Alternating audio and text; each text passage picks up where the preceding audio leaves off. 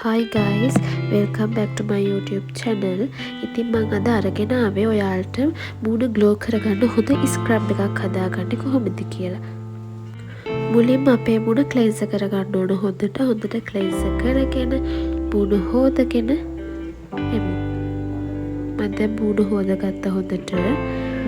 ඊට පස්සේ ඔයාලා කැමති නම් ඔයාලගේ facial hair remove කරගන්න පුළුවන්.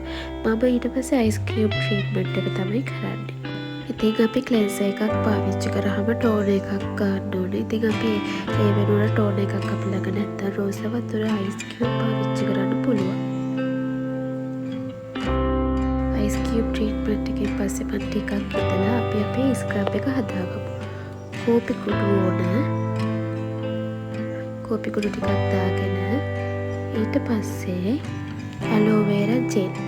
ඇලෝ වේරා ජෙල් නැත්නම් එයාට වතුර ටිකක් රෝස වතුර ටිකක් පාවිච්චි කරන්න පුළුවන්.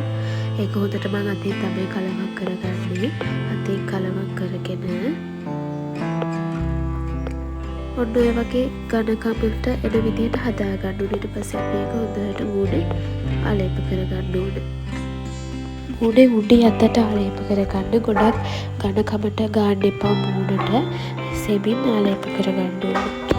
ඊට පස්සේ විනාඩි 10ක් විතර ඉඳලා මූණේ ඔයාලගේ මූණේ කළු වෙලා තියෙන තැන් හොඳට ස්ක්‍රබ් කරගන්න උඩින් අතට. ඊට පස්සේ අපි මේක එකපාරට වතුර දාලා වොෂ් කරන්නට චොට්ට තමයි වොෂ් කරගන්න ඕනේ. අපි වොෂ් කරගෙන ආවිල්ලා හම්බ වෙමු. ඉතින් ඔයාලගේ මැරුණු සම ඉවත් කරගන්න, අඳුරු ලප කැලල් මකා ගන්න, white head, black head ඉවත් කරගන්න මේ ස්ක්‍රබ් එක පාවිච්චි කරන්න පුළුවන්.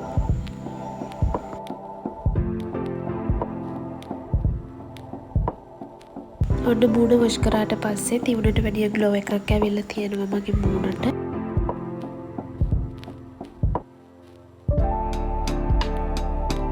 මම අලුත් වීඩියෝ එකක් අරගෙන ආපහු එන්නම්. මගේ වීඩියෝ එක බලපු හැමෝටම thank you.